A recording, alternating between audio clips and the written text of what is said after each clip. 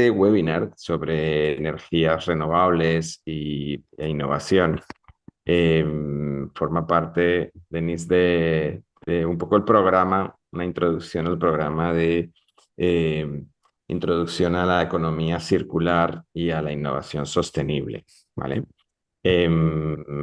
Bueno, Verónica, si te parece, te presentas tú, porque como tenemos a Denise, casi mejor si te presentas tú directamente. Hola Denise, pues encantada y al equipo también, a Daviana también, bienvenida, que se acaba de conectar. Pues como dice Alex, soy Verónica Rodríguez, soy abogada aquí en España, pero soy socia y directora de una empresa, un grupo empresarial que se llama Green Meadows E. Somos promotores de proyectos de energías renovables, llevamos más de 20 años en el sector. La empresa es una empresa familiar fundada por mi hermano y por mí y hemos tenido experiencia en el sector de las renovables, no solo en España, donde hemos desarrollado y venimos desarrollando muchísimos proyectos de renovables, sino a nivel también internacional. Tanto en América como en Sudamérica hemos desarrollado proyectos fotovoltaicos, eólicos, también de eficiencia energética y pues día a día pues tenemos también un departamento muy potente de innovación en el cual pues estamos al día de todos los avances que hay en el sector y sobre todo viendo pues cómo la sostenibilidad y la transición energética es un tema que va a estar a la orden del día y que pues las principales, no solo las principales empresas, todos los sectores empresariales y laborales pues van a tener que adaptarse a todas estas exigencias y todas pues los cambios de tendencia que vienen con todo el tema de la transición energética sostenible. Y mi empresa se dedica a eso, pues a hacer esos proyectos y también pues a nivel consultoría pues también realizamos una labor de concienciación y de adopción de medidas en ese sentido. Acompañamos a las empresas a ese camino de transición energética y es una actividad muy chula porque al final también está en sintonía con lo que está pasando en el mundo y sobre todo pues con el tema del cambio climático que estamos muy concienciados con ello. Verónica, cómo empezó la historia vuestra, de tu hermano y tuya? Díganos un poco. Pues la verdad es que hace 20 años mi hermano se dedicaba a otra cosa totalmente distinta. Él es ingeniero industrial, empezó en el sector de la automoción aquí en España y yo pues estaba trabajando como abogada en una promotora inmobiliaria que también hacía pues desarrollos de proyectos, no solo de tema de edificios y demás, sino pues mucho tema urbanístico. Y pues llegó un momento en que pues la empresa donde estaba yo pues con el tema del urbanismo necesitaba pues parte de visión de ingeniería y también pues empezó a tener pues determinadas pues necesidades de ver pues cosas de energías o cosas energéticas dentro de la empresa. Entonces mi hermano pues decidió montarse, salirse de la automoción, montarse su propia ingeniería y pues con el tema de tema urbanístico aquí en España comenzó a flojear y como pues buenos exportadores y emprendedores, mi hermano decidió pues de la mano de empresas pues que ya se dedicaban energéticas como Iberdrola, Acciona, etcétera, a pues ir conjuntamente a desarrollar proyectos en el extranjero, ya que aquí en España pues el tema tanto urbanístico y el tema energético pues estaba un poco en crisis. A partir de ahí ya decidimos pues crear el grupo conjunto con su know-how, con todo lo que habíamos hecho, toda la experiencia que habíamos cogido internacionalmente. Pues yo ya decidí, al principio empezamos temporalmente, pues los ratitos que teníamos y al final ya decidimos crear el grupo Green porque ya teníamos mucho volumen de negocio y sobre todo pues se necesitaba pues crear una infraestructura importante porque por desgracia a nivel internacional pues teníamos bastante más trabajo que a nivel nacional. Eso cambió y a partir del 2016 ya después de estar pues fusionados con distintos grupos de ingeniería y demás, creamos nuestro grupo para ya no ser solo desarrolladores, no ser solo ingeniería ni consultoría, sino ser promotores, es decir, poder hacer también nuestros propios proyectos. A partir de ahí, pues ya empezamos también a promover proyectos aquí en España y posteriormente ya siguiendo con la experiencia internacional, ya empezamos a estructurar el grupo bien, pues tenemos oficina en Londres, tenemos oficina en Emiratos Árabes, obviamente en Rumanía, porque es uno de los, Rumanía y Bulgaria, los países del este, uno de los territorios donde más hemos trabajado y luego tuvimos oficina que luego la cambiamos en México también, porque hemos desarrollado, como he dicho, bastantes proyectos ahí. Y por supuesto aquí en España, pues en Madrid y en Valencia, pues también tenemos actividad. Fantástico. O sea que realmente todo, cuando hablamos de economía circular y de sostenibilidad, realmente estamos hablando de una transformación que muchas veces se produce cuando existe una crisis en un sector concreto, con una, digamos, con un cuello de embudo en algún momento donde realmente la necesidad hace que esa innovación surja y que a partir de ahí veamos las oportunidades. Un poco para encantado de saludar a la gente que ha entrado Mm, en los últimos 2 minutos. Estábamos hablando de este webinar como una introducción al curso de economía circular e innovación sostenible. Y bueno, Verónica se ha presentado, pero bueno, ella se dedica a tener una empresa en proyectos de energía, de energías renovables y cómo además financiación de esos proyectos, ¿no? Em, eh, bueno, entonces en ese espacio de tiempo en el que habéis empezado a trabajar en energías renovables, ¿cuáles han sido los mayores escollos a los que os habéis enfrentado? O sea, porque, claro, ha habido un proceso también de aprendizaje por vuestra parte y no siempre, y yo lo sé en primera persona, porque cuando explicas sobre las energías renovables o cuando explicas sobre la economía circular, ha habido un proceso de aprendizaje, de educación de los distintos agentes, de los distintos stakeholders de cualquier sector. mm. En vuestro caso, ¿qué escollos, qué obstáculos os habéis encontrado en estos años? Pues Y qué aceleradores, por otro lado también. Pues mira, te voy a poner también un ejemplo muy bonito, pero el principal escollo, por supuesto, es lo que has dicho tú, el desconocimiento a nivel global de lo que son las energías renovables, lo que es la sostenibilidad. Sobre todo, es muy bonito pues decir que tenemos que ser neutros en emisiones, que hay un cambio climático que nos está afectando a nivel global, que hay una crisis energética que se está derivando, como bien sabemos, pues en las guerras que están habiendo por el mundo. Por ejemplo, el conflicto obviamente de Ucrania-Rusia ha venido totalmente, es un conflicto energético, sobre todo pues con todo el tema de los combustibles fósiles. ¿Y qué escollos nos encontramos?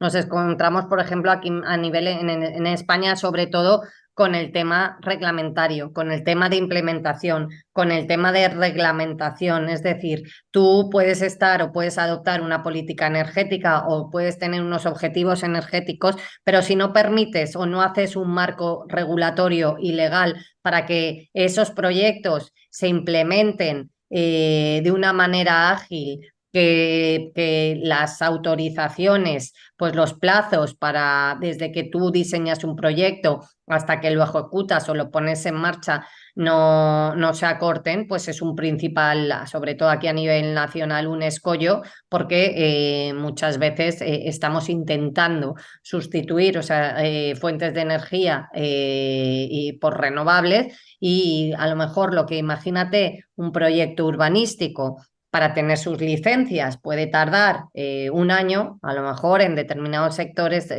renovables que se tendría que ser mucho más corto porque no es tan intenso, no es tan complicado el proyecto, pues a lo mejor estamos hablando de 2 y 3 años. Aparte de eso, pues todos los temas de ubicación, mucha gente por el desconocimiento, muchas regiones de lo que es a lo mejor un parque eólico, fotovoltaico o cualquier cosa, pues enseguida salen en la defensa del medio ambiente, de la naturaleza y demás, cuando realmente esas soluciones lo que están haciendo es pues luchar contra ese cambio climático y para proteger al medio ambiente también.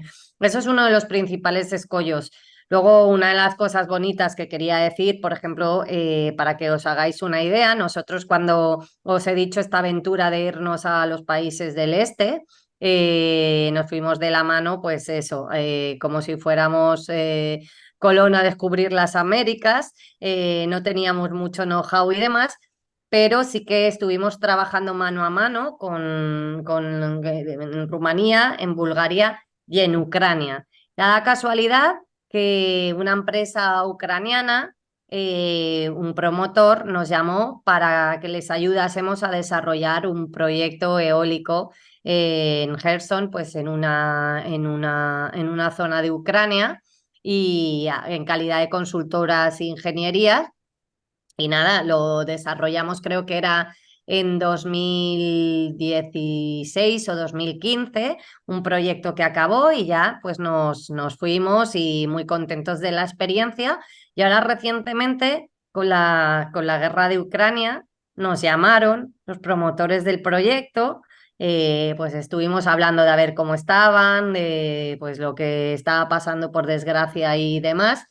Y nos dijeron que gracias a nuestro proyecto en Gerson, como habían bombardeado la central nuclear que estaba por la zona, que nuestro proyecto eólico fue el que abasteció a todas las poblaciones limítrofes para que no se quedaran sin luz.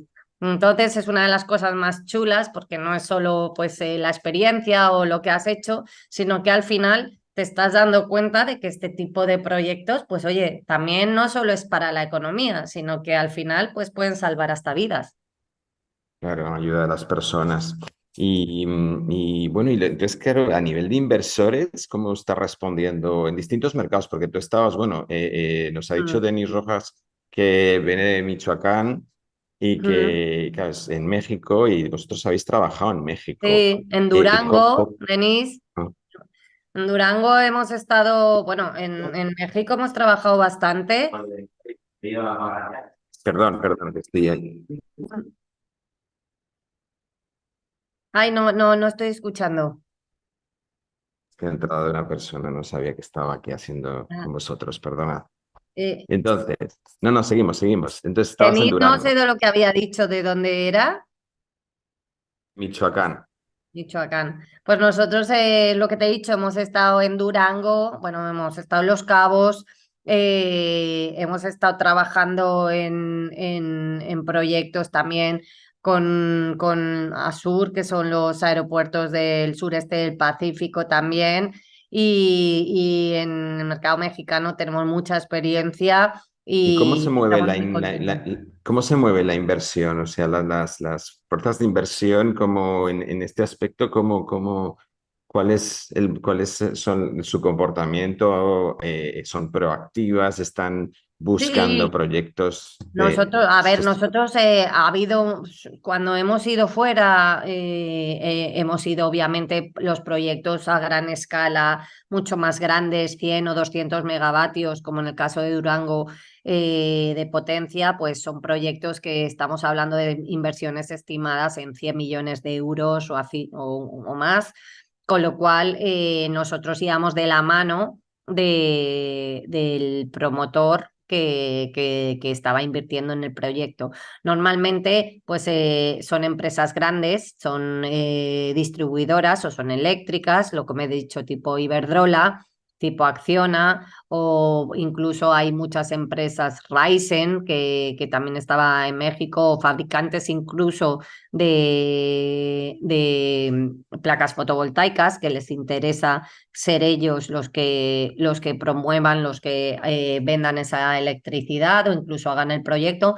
Entonces, a nivel financiación, pues siempre hay interesados en invertir por este tipo de proyectos porque al final les sale rentable por el precio de la energía. Imagínate ahora con toda la crisis energética que ha habido aquí en España, con lo que también ha subido el precio de la energía, pues el que tenía un proyecto así, pues tenía también, lo rentabilizaba muchísimo más rápido. Estamos hablando que a lo mejor un parque fotovoltaico de esa escala en una inversión, pues depende del precio de la energía, pero lo puedes rentabilizar en 7, 8, 9 años y con el precio de la energía, pues a lo mejor esos plazos se bajaban una barbaridad.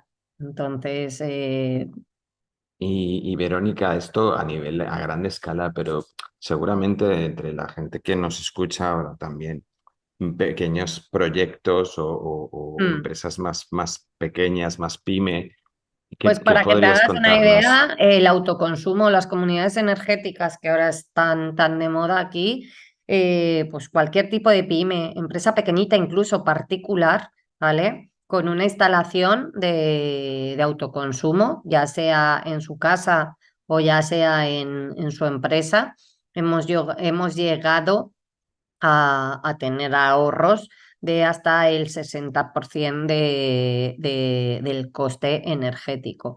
Incluso en algunas empresas que a lo mejor por su actividad no han tenido, pues no tienen una actividad industrial de mucho consumo y demás, pero sí que tienen pues una nave importante en la que hemos puesto autoconsumo, incluso se han autoconsumido al 100% de energía renovable y han tenido un excedente que han podido pues verter a la red, que se llama, porque tú la energía esa que te sobra después de haber autoconsumido lo que hayas tenido, pues lo tiras a la red y pues te compensan también económicamente por ello.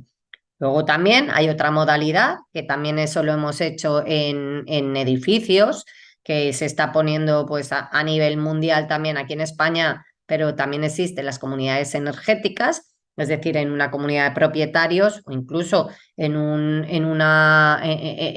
parque empresarial en el que pues las empresas o la comunidad decide ponerse pues placas fotovoltaicas y al final lo que hacen es compensar los consumos de unos con otros. Es decir, yo a lo mejor tengo un consumo menor y necesito, o sea, y me sobra energía, pues te la ofrezco a ti que te falta energía. Al final, ese tipo de comunidades se hacen para valorizar esa energía que antes se perdía, bueno, porque era consumida de la red, y al final esas inversiones probablemente a pequeña escala pues ya te están dando un ahorro y luego una rentabilidad desde el minuto uno. ¿Y cómo crees tú, por ejemplo, porque mira, las comunidades energéticas me interesa muchísimo, Ujú, cómo crees que van a evolucionar a nivel de presencia? Porque esto pasa un poco como con las redes de telecomunicaciones, ¿no? Hay zonas desabastecidas o que no ujú. tienen generadores de parques energéticos o zonas desabastecidas. Y Ujú. ¿cómo crees que este proceso se va a ir acelerando? ¿O tienes alguna pista? ¿Nos puedes dar alguna pista? Algo que hayas Sobre visto, todo lo que te he investigado. dicho con información y mentalización, cuando la gente ya, por desgracia, ¿vale? La gente reacciona cuando le tocan el bolsillo o sobre todo cuando ve que puede tener o valorizar pues una ganancia también económica. Al final, en esas zonas donde dices, por ejemplo, es un caso aquí que se nos ha dado hace nada, un polígono industrial con naves que no tenían una fabricación importante pues que no eran consumidores, no eran una empresa de acero o una empresa de fabricación que tienen muchos consumos elevados. Imagínate, eran naves que se dedicaban más a almacén, etcétera. Pues lo que han hecho es crear en ese polígono industrial pues una comunidad energética entre todos invirtiendo en la instalación, que encima tiene muchos incentivos. Aquí, por ejemplo, a nivel nacional, pues simplemente hay muchas subvenciones por el autoconsumo. En otras partes del mundo también pues han tenido un 50% de subvención, han puesto ese autoconsumo y todo el excedente que no van a utilizar entre ellas, una vez autoconsumido, una vez ya se han distribuido lo que consumen unos y otras, lo van a vender y se están haciendo, o sea, y están cogiendo una rentabilidad del 10 o 12% sobre la inversión. Entonces, eso es muy interesante. Y eso es lo que va a tender, pues es una tendencia aquí ahora a nivel nacional y yo creo que a nivel global también va a funcionar así. Sí, hay una parte que yo siempre digo que, hay un dicho en castellano que es poderoso caballeros don dinero, ¿no? Eso es. Y en ese aspecto, tanto desde mi perspectiva profesional, donde siempre hemos intentado evangelizar, ¿no? Porque los que estáis aquí creemos, los que estamos aquí creemos en la economía circular y en la sostenibilidad, y queremos profundizar en ese conocimiento cada vez más, escuchando ejemplos o teniendo testimonios de casos de éxito y de fracaso, pero al final nos damos cuenta de que el cambio real ocurre o por una parte más despacio, de una manera más lenta, que es el incremento de la demanda en bienes sostenibles, en servicios sostenibles, en bienes procedentes de la economía circular, Mm. pero por otra parte tiene mucho que ver con o subvenciones, es decir, resultados, o sea, mejoras en los resultados económicos gracias a las subvenciones, o también el evitar posibles regulaciones o tasas Efectivamente. impositivas sobre la contaminación, la polución, los desechos, vertidos, etcétera, etcétera. Entonces, ahí, o incluso desde el propio enfoque de la rentabilidad de capitales y en este caso desde las propias cotizaciones de acciones en bolsa, cómo se valorizan determinadas compañías precisamente por apostar por estrategias de sostenibilidad en el medio y largo plazo versus compañías que no apuestan por la sostenibilidad y la economía circular, penalizando así su valoración en bolsa. Entonces, en ese aspecto, ¿cuál es tu experiencia personal? Yo procedo, como sabes, gran parte de mi procedencia, mi conocimiento en economía circular y sostenible, pero procede de la industria textil y de Mm. la digitalización de la industria textil. ¿Cómo piensas tú que está castigando o va a castigar esto en los sectores que tú conoces? Al final ya lo está haciendo. Quiero decir, las empresas que están generando o que son productoras y contaminadoras tienen que obviamente pagar por unos créditos, bueno, unos certificados verdes, ¿vale?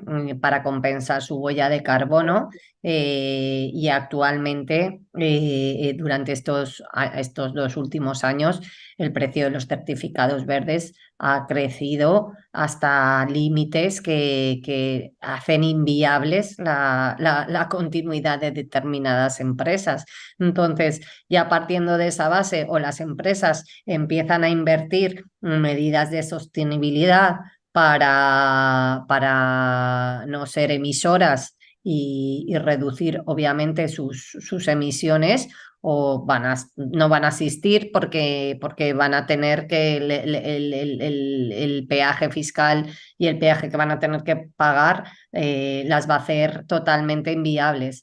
En cambio, sí que es cierto que desde hace bastante tiempo, sobre todo aquí en Europa ya, especialmente en España, las empresas que incluso no siendo obligadas a ello, han invertido en medidas sostenibles, tienen una rebaja fiscal también en el impuesto de sociedades bastante importante.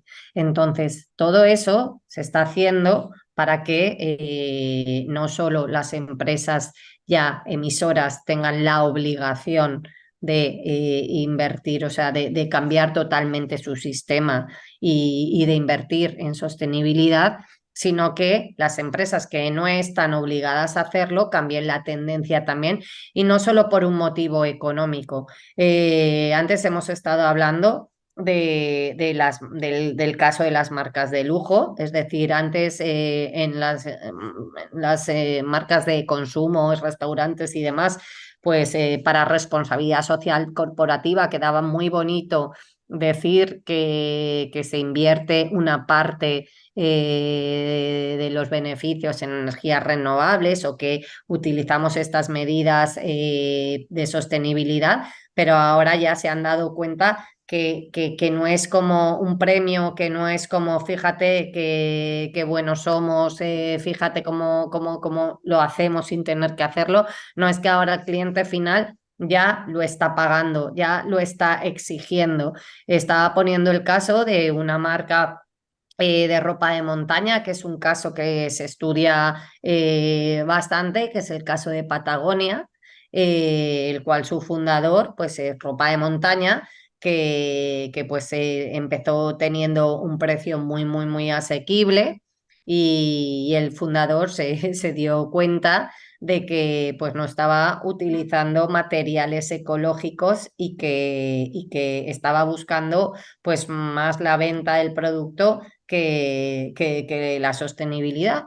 Cambió totalmente la tendencia, y poniendo el eslogan de no compréis esta marca, porque no compréis esta prenda porque no está hecha como se tiene que hacer.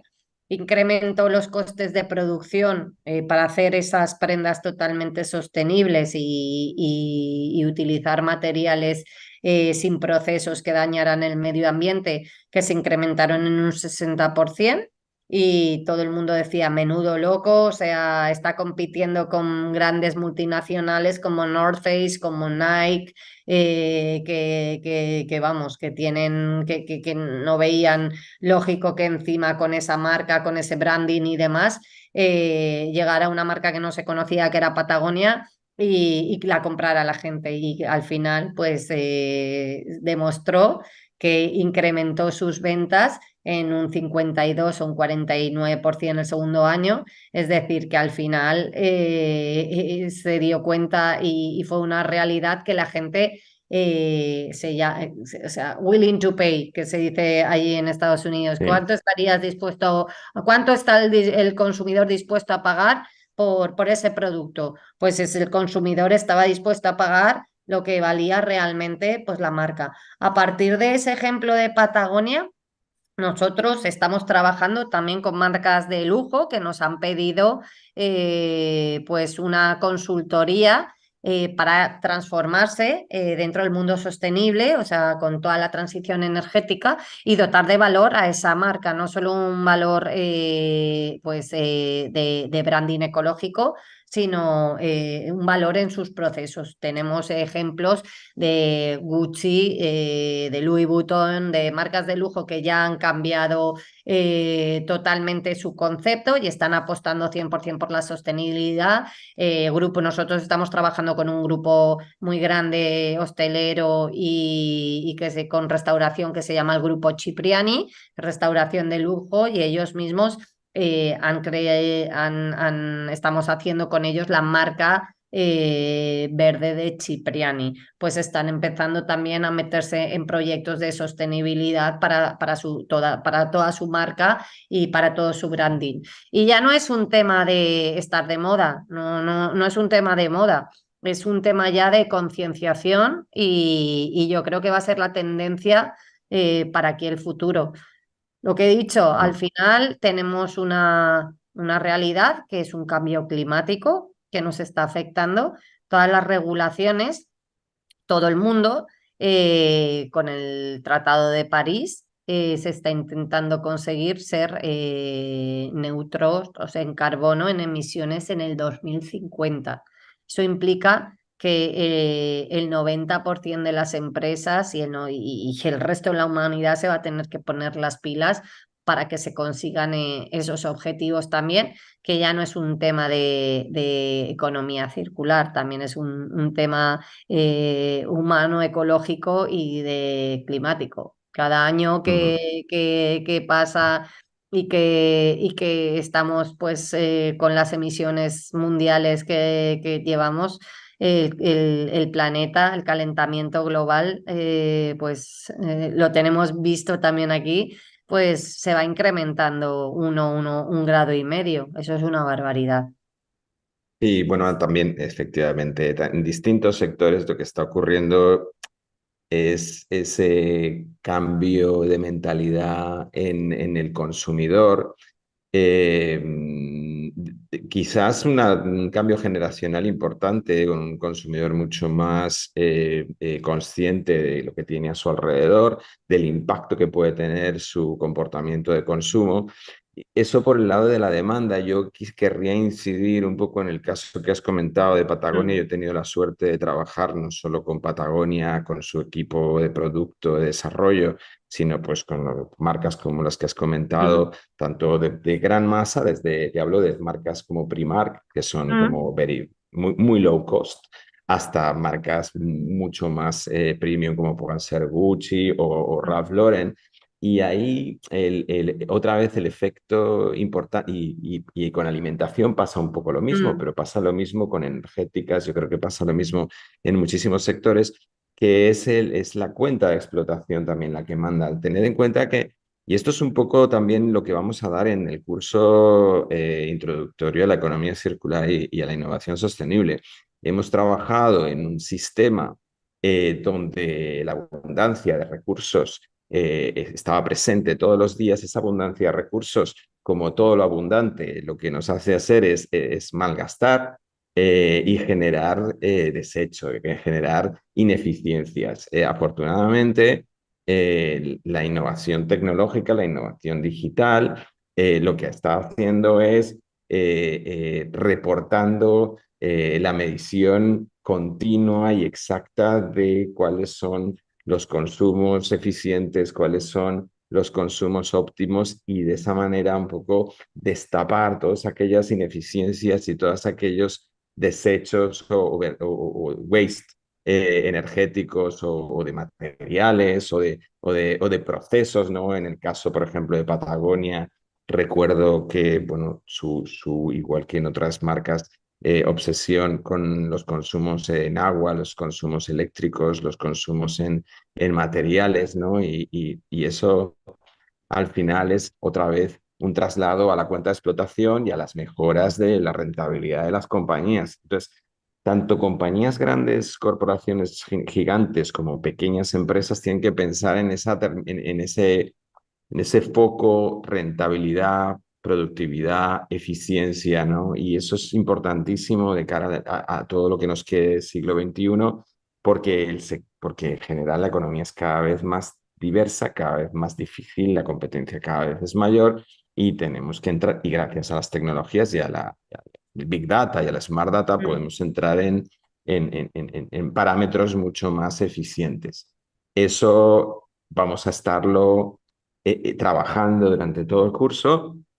Y bueno, no sé exactamente alguien de vosotros si tenéis alguna pregunta para Verónica, porque estamos ya agotando el tiempo, nos quedan 5 minutos y seguro que tenéis alguna preguntita para Vero, estará seguro que encantada de contestar.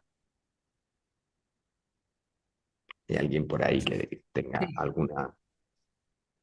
A ver, hay un mensaje nuevo, perdón, que nos dice. Pues no, a ver, no tengo preguntas todavía, creo. O alguien que se atreva, y si no, hago yo una pregunta relativa, No, lo que te Verónica. quería decir, un apunte, lo que has Ah, dicho bien, has dicho, es decir, ahora mismo, aparte de de la sostenibilidad, cómo estamos, o sea, que la innovación, las nuevas tecnologías, es lo que, uno de los tractores de esa sostenibilidad. Es decir, ahora con pues todas las nuevas tecnologías, lo que has dicho, inteligencia artificial, con blockchain, con big data, pues nos permiten tener una visión muchísimo más global, muchísimo más detallada y plantear soluciones, porque también nosotros tenemos la rama innovadora que te he dicho. Se están creando muchísimas startups que con esas nuevas tecnologías están dando soluciones increíbles para todo para todos la transición energética. Están creando productos nuevos, están surgiendo o emergiendo empresas que con distintas tecnologías o con el Big Data obtienen unas fuentes fiables de información mucho más detalladas para las grandes empresas, lo que implica que esas empresas, incluso mejorando en sostenibilidad, mejoran resultados. Entonces, estamos en un mundo que va muy rápido, pero también muy positivo y sobre todo para el sector es brutal. ujú. Bueno, tú y yo somos profesionales que apasionados por la formación y por Mm. un poco por la transmisión de conocimiento. ¿Qué crees que falta para que se dé una ola mayor de transformación hacia la economía circular y sostenible desde la perspectiva educación y Mm. concienciación? ¿Hay algo que podríamos hacer Pues mira, mejor? charlas y cursos como este, Sí, que desde creo luego. que es verdad, porque al final lo que he dicho, ¿por qué no evolucionan las cosas muchas veces? Pues por la desinformación, por la falta de concienciación o por la falta de educación, porque tú no sabes, o sea, los nuevos sectores al final pues lo que estamos hablando, todas las evoluciones tecnológicas implican que la gente que no ha vivido o que no las hemos vivido, para utilizarlas o para saber lo que hay, te pongo el ejemplo del Internet, te pongo el ejemplo de la inteligencia artificial y demás. Cuando no ha habido una formación, nuestros padres, cómo han tenido que adaptarse a las nuevas tecnologías, al uso de Internet, al uso de las redes sociales, a interactuar en la nube. ¿Cómo? Pues con una educación o con una formación. Que nuestros hijos, por ejemplo, ya vienen sobrados porque les viene casi de cuna. ¿Pero por qué? Pues porque están educándose en eso. Precisamente la sostenibilidad es una cosa que tenía que educarse desde el principio, que tenía que aprenderse en las escuelas, que se tenía que concienciar la gente y no en un momento lo que hemos vivido de crisis energética o porque haya una demanda o porque estemos con el cambio climático, con un calentamiento global y ya los gobiernos se están dando cuenta de esa realidad. No, la sostenibilidad yo siempre digo que está en uno mismo. Y al final, ¿qué falta? Pues información, conocimiento y educación. Entonces, pues, por ejemplo, pues lo que estáis haciendo vosotros ahora con Uniquemia, pues todo el tema de la mentorización, de todo el tema de la información o de la educación sobre la economía circular y cómo eso afecta no solo a las empresas, a las organizaciones y a todo el mundo. Pues eso es lo que debería haber y lo que sería normal. Pues sí, bueno, al final nosotros siempre, bueno, nosotros hablo, incluida tú, por supuesto, que estás en el claustro de profes que estamos en este curso, pues damos por bueno el que aunque sea poca gente en cualquier charla, porque hemos dado yo te diría que más de 1000 charlas al respecto de esto, tanto en las charlas donde hay 1000 personas como en las que hayan dos, siempre cualquier grano de arena es bueno a la hora de ir construyendo esa mentalidad en la sostenibilidad en la economía circular, porque al final todos los que estamos por la labor somos perdona el término, pero profetas o evangelizadores de esta ideología, ¿no? Y pese a que haya corrientes en contra de ello, pues al final sabemos en el fondo que más allá del calentamiento global o más allá de la defensa, por supuesto, de las especies y de la tierra y del ser humano en última instancia, está también la generación de empresas, proyectos y economías inteligentes, ¿no? Y vamos hacia eso. El siglo XXI, pese a las guerras y pese al embrutecimiento de muchas personas, colectivos y ideologías que siempre van a ocurrir, pues siempre el mundo va a ir a mejor, esperemos, ¿no? Todos creemos que en el siglo XXI estamos mejor que en el siglo XI, ¿no? Entonces, esto va a seguir adelante y estaremos encantados aunque sea uno a uno, ir Pues yo convirtiendo a la gente. al final da igual el número, siempre digo que da Mm, igual la cantidad, sino es importante la calidad de lo que se transmita y de lo que se hable. Y lo que he dicho, al final, ahora mismo estamos en el siglo XXI, que nos estamos dando cuenta también de todo lo que ha hecho pues, el ser humano, lo que hemos hecho en las empresas y demás, y cómo estamos cambiando la tendencia, pero no solo en materia de sostenibilidad de medio ambiente y demás, sino en materia de sostenibilidad personal.